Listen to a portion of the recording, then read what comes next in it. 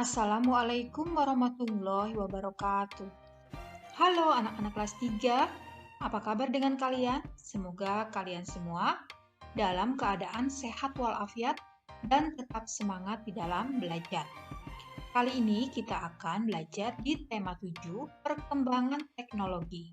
Subtema 1, perkembangan teknologi produksi pangan. Pembelajaran 3. Baiklah, mari kita awali dengan membaca basmalah terlebih dahulu. Bismillahirrahmanirrahim. Pembelajaran 3. Hari ini rumah Lani dikunjungi oleh Bibi. Udin, Edo, Beni, Dayu, dan Siti juga berkunjung ke rumah Lani. Mereka berkumpul di ruang makan. Bibi Lani bekerja di pabrik pengolahan makanan. Bibi menceritakan macam-macam cara mengolah bahan makanan. Bibi menunjukkan teks bacaan tentang teknologi pangan. Udin, Edo, Beni, Dayu, Siti, dan Lani membaca bersama-sama. Ayo membaca anak-anak. Bacalah teks berikut. Hasil teknologi pangan. Manusia butuh makanan terus-menerus. Bahan makanan yang diperlukan berasal dari hasil panen. Panen terjadi pada waktu tertentu saja. Oleh karena itu, dicarilah cara agar makanan dapat bertahan lebih lama.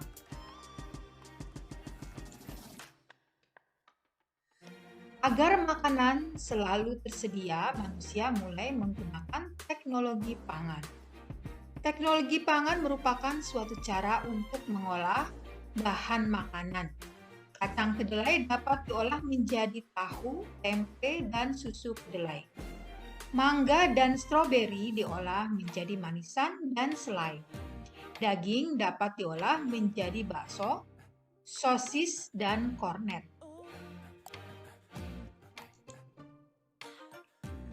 Teknologi pangan penting untuk menghasilkan jenis makanan baru. Selanjutnya, makanan olahan tersebut disimpan dalam kaleng atau dalam plastik kedap udara. Kedap udara maksudnya adalah tidak dapat dimasuki oleh udara. Proses penyimpanannya dapat membuat makanan lebih awet. Carilah jenis makanan baru yang dihasilkan oleh teknologi pangan. Ayo berlatih anak-anak. Kelompokkan jenis makanan hasil panen dan makanan hasil teknologi pangan. Tuliskan hasilnya pada tabel berikut ya. Nah, di sini sudah ada contohnya kacang kedelai. Hasil teknologi pangannya adalah tahu. Nah, ini contoh lainnya. Itu susu ya, hasil teknologi pangannya bisa berupa susu bubuk, keju, yogurt. Kemudian hasil panen dari nanas ya, hasil teknologi pangannya menjadi selai. Kemudian daging, ini hasil teknologi pangannya bisa menjadi sosis, kornet, dan bakso. Kemudian hasil panen dari mangga ya, hasil teknologi pangannya bisa menjadi manisan mangga. Nah, kemudian amati kalimat yang berwarna merah pada teks hasil teknologi pangan. Kalimat tersebut merupakan kalimat utama pada setiap paragraf ya. Kumpulan kalimat utama disebut ringkasan. Nah, sekarang tuliskan kembali kalimat utama dari setiap paragraf agar dapat membentuk ringkasan. Ya, seperti ini jadinya ya. Manusia butuh makanan terus-menerus. Agar makanan selalu tersedia, manusia mulai menggunakan teknologi pangan. Teknologi pangan penting untuk menghasilkan jenis makanan baru. Nah, kemudian ceritakan ringkasan yang telah dibuat olehmu secara bergantian di depan kelas. Ayo bernyanyi anak-anak. Setelah membaca dan bercerita tentang teknologi pangan, Lani mengajak teman-teman bernyanyi bersama. Bibi Lani memperkenalkan sebuah lagu baru. Nah, anak-anak, ini adalah syair lagu Tukang Sayur, karya Ate Mahmud. Mungkin di antara kalian ada yang sudah tahu dan ada juga yang belum mengetahuinya ya. Mari kita dengarkan lagu Tukang Sayur karya Ate Mahmud.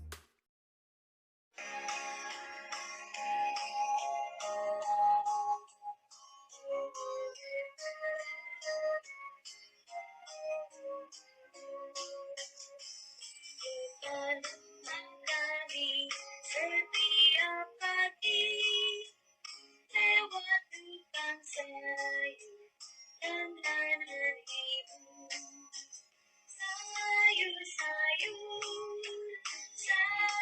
Sayur, demikian seru bang tukang sayur.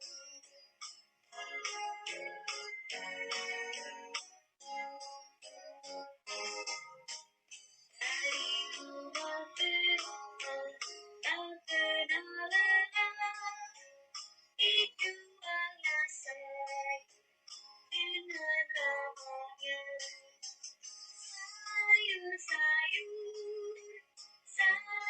Sayur, demikian seru bang tukang sayur.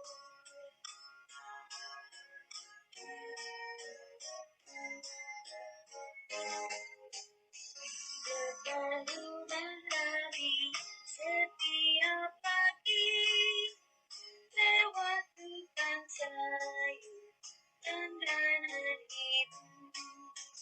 Sayur,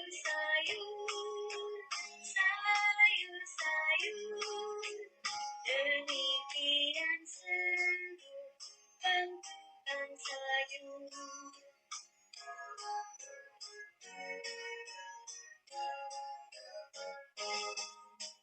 Dari rumah ke rumah, tak kenal lelah, dijualnya sayur dengan ramahnya.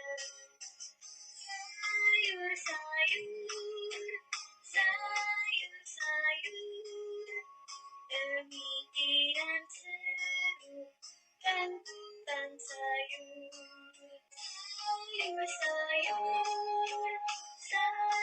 Sayur, demikian seru bang tukang sayur. Demikian seru bang tukang sayur. Ayo berlatih, dengarkan dengan baik lagu Tukang Sayur yang dinyanyikan oleh gurumu. Masih ingatkah kamu arti dari pola irama? Pola irama adalah susunan sekelompok bunyi yang muncul berulang-ulang secara teratur dalam sebuah lagu. Apakah lagu Tukang Sayur memiliki pola irama yang berbeda? Nyanyikan lagu tersebut secara bergantian dengan temanmu. Iringi nyanyian temanmu dengan berbagai gerakan untuk menunjukkan pola irama berbeda. Pola irama 1 diiringi dengan tepuk tangan, pola irama 2 diiringi dengan petikan jari. Pada lirik lagu tersebut, pola irama yang berbeda ditandai dengan gambar alat musik yang berbeda. Ayo mengamati anak-anak. Bibi Lani membeli tempe di tukang sayur. Warnanya putih dengan kumpulan kedelai di dalamnya. Lani dan teman-teman mengamatinya. Tempe yang dibeli Bibi cukup besar. Udin mengajak teman-teman mengukur luas permukaan bidang tempe. Tempe tersebut berbentuk persegi. Nah, perhatikan gambarnya ya. Udin mengukur luas tempe menggunakan potongan segitiga yang terbuat dari daun pisang. Potongan segitiga daun pisang merupakan alat ukur tidak baku.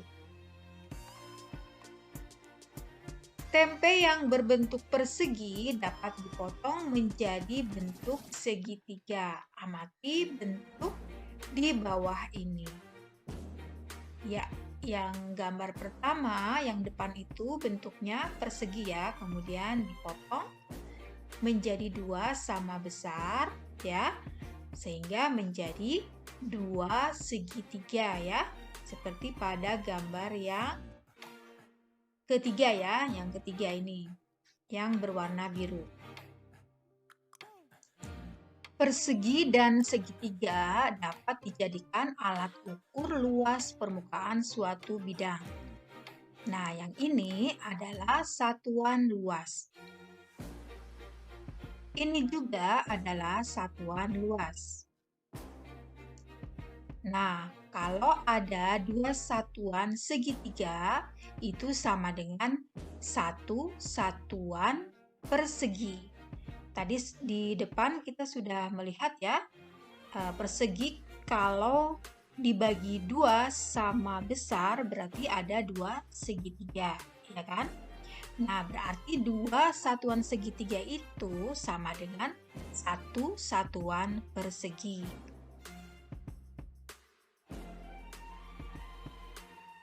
Ayo berlatih anak-anak, hitunglah luas permukaan bidang berikut. Nah, yang ini kalian perhatikan, ada berapa satuan persegi? Lihat, perseginya ada berapa? Ada 4 ya. Kemudian segitiganya ada 2. Nah, 2 segitiga itu kan sama dengan satu satuan persegi ya. Jadi, gambar ini adalah 5 satuan persegi. Nah, kemudian yang ini, perhatikan. Satuan perseginya ada berapa? Ada 3, betul. Kemudian segitiganya ada berapa? Ada 4 ya. Nah, kalau 4 berarti berapa satuan perseginya? Ya, 4 itu berarti A2 ya, 2 persegi ya, 2 kotak ya. Jadi, ada berapa kotak? Ada 5 kotak atau 5 satuan persegi. Nah, sekarang yang ini. Perseginya atau kotaknya ada berapa? Iya, ada 5 ya. Kemudian segitiganya ada berapa? Ada 2. Kalau segitiganya ada 2 kan sama dengan satu kotak atau satu persegi ya. Jadi, hasilnya 6 satuan persegi. Nah, kemudian yang ini. Nah, ya, kotak yang pinknya itu ada berapa? Ya, ada 4. Kemudian itu segitiganya ada 2 ya, digabung. Jadi satu kotak atau satu satuan persegi. Jadi, semuanya ada berapa satuan persegi? Iya, ada 5 satuan persegi. Sedangkan yang ini, ya, kotaknya atau perseginya ada berapa? Ada 3. Kemudian segitiganya ada 2. Kalau 2 berarti 1 ya, 1 kotak atau 1 persegi, 1 satuan persegi. Jadi semuanya ada berapa? Iya, bagus. Ada 4 satuan persegi.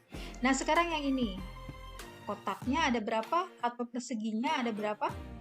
Iya, bagus. Ada 6 ya. Kemudian segitiganya ada 2.